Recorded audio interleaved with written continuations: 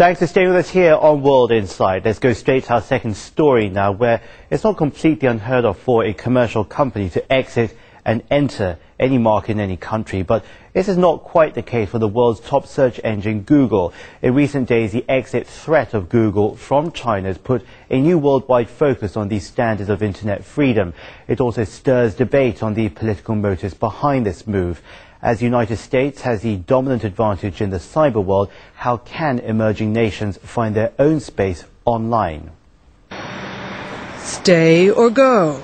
The world is waiting to see the decisions made by Google in China. On January 12th, Chief Legal Officer David Drummond made an announcement in the official blog. It said Google might pull out of China, shutting down its offices and closing down its Chinese-language Google.cn website if it cannot operate in an unfiltered way there. The company cited censorship and claimed a series of sophisticated China-based cyber attacks. A week later, Google's chief executive Eric Schmidt responded to a financial analyst saying that, "We have made a strong statement we wish to remain in China. We like the Chinese people. We like our Chinese employees. We like the business opportunities there, and we would like to do that on somewhat different terms than we have. But we remain quite committed to being there." But it's not just about Google. On Tuesday, U.S. Secretary of State Hillary Clinton stirred the debate on Internet freedom. The most recent situation involving Google has attracted a great deal of interest, and we look to the Chinese authorities to conduct a thorough review of the cyber intrusions that led Google to make its announcement. And we also look for that investigation and its results to be transparent. China had a sharp rebuttal against Clinton. China has freedom of speech. The Constitution of China has explicit provision in this regard. The Chinese people are enjoying extensive freedom of speech, and they are the ones who have the most right to say so. The allegations from the U.S. are unsubstantiated. I think our country is only imposing strict controls on pornography and other kinds of illegal information on the Internet. As for personal freedom, especially freedom of speech on the Internet, I think we have a very relaxed atmosphere. On Tuesday, Microsoft co-founder and chairman Bill Gates went to bat for China in an interview on American broadcaster ABC. Role of the Internet in every country has been very positive, letting people speak out in new ways. And fortunately, the Chinese efforts to censor the Internet have been very limited. It's easy to go around it. And so I think keeping the Internet thriving there is very important. Some say the U.S. is imposing double standards on Internet freedom. Shortly after the 9/11 terrorist attacks, the U.S. Congress approved the Patriot Act. It granted security agencies the right to search telephone and email communications in the name of anti-terrorism. And their control of the Internet extended abroad as a way of information sanctions. Last June, Microsoft cut the MSN services in 5 countries to comply with the sanctions. Like the real world, freedom is always relative, and such is also the case with Internet freedom. The Internet in the US is also restricted when it comes to information concerning terrorism, porn, racial discrimination, and other threats to society. As for different cultural traditions, countries have different standards and limits for Internet freedom. The Chinese government says foreign-funded enterprises should respect and comply with laws and regulations, as well as public interest and the cultural tradition of the host country. For the founders of Google, Larry Page and Sergey Brin, they have to think about whether their concepts apply to the situations of different countries. The company's stated mission is to organize the world's information and make it universally accessible and useful. Its unofficial slogan is, "Don't be evil." But Google has been criticized over issues of privacy of personal information, copyright, and censorship.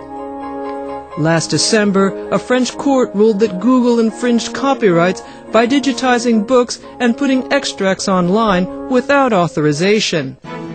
But all these disputes cannot stop it becoming the world's top search engine.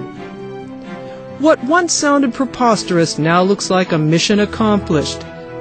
Today, Google's gargantuan computer network has nearly 20,000 employees and $150 billion market value to redefine media, marketing, and technology. Google processes nearly 2/3 of the world's online search requests and sells about 3/4 of the ads tied to search requests. When Barack Obama ran for president, Google was his 4th largest corporate contributor. Google's chief executive Eric Schmidt was a consultant on the campaign team. Some suspect the move of Google in China may also have a political motive to keep U.S. dominance in the cyber world. In 1974, the U.S. military designed the first computer network. They made it decentralized to survive a nuclear holocaust. The American creation was the forerunner of the system we use today. From the beginning, the U.S. has dominated cyberspace with an absolute advantage. The U.S. maintains world-leading technologies in the development of high-speed computer chips. Programming languages are based on U.S. standards. Among the world's 13 root servers, 1 main server and 9 assistant servers are located in the U.S. 2/3 of the information flow is from the U.S. Japan is in second place with 7%, and Germany follows with 5%. China gets only half of 1%. In June, U.S. Defense Secretary Robert Gates issued an order establishing a cyber command by October this year. The U.S. will be the first country in the world to have one. We acknowledge the contributions of the US for the Internet, but any breakthrough in technology may provide a battleground. With the development of the local Internet companies, China can have an equal dialogue with the country that dominates the Internet. Who will be the next technology tycoon after Bill Gates? Prominent U.S. financial magazine Forbes named 8 candidates on Tuesday. Half are Chinese entrepreneurs. With a decade of development in the industry, the number of Chinese online has soared from 10 million to nearly 340 million. The annual search revenue topping $1 billion is a tempting target for foreign companies.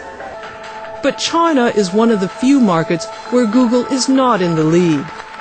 It lags behind local company Baidu, which commands a 68% share of the market. Google has only 30%. I seldom use Google. Mainly I use Baidu, so I don't know much about Google. A possible Google pullout from China could give a boost to ambitious rival Baidu, which dominates the Chinese market and is expanding abroad. Forbes says Google's 2 co-founders, Sergey Brin and Larry Page, with total assets over $15 billion, are the most likely to surpass the $50 billion of Bill Gates. And many would bet that a presence in China figures into Google's grand scheme. Now, although China has well over 300 million internet users, it's still not an internet powerhouse. But if China's internet technology one day matures, the US could consider protecting its own cyber territory. Some have compared this to China calling for free trade as Washington leans towards protectionism during this current economic downturn. Up next, we'll go from Google to the orphans in Haiti. Now, they survived the earthquake, but only now to face yet more chaos. You're watching World Insight. We'll bring you their story. From Europe to the Americas, from Africa to the Asia Pacific. Each weekend from Beijing, we'll take you on a journey that looks back at the 7 days gone by. We'll tell you what, who, and why. For a new insight on World Insight.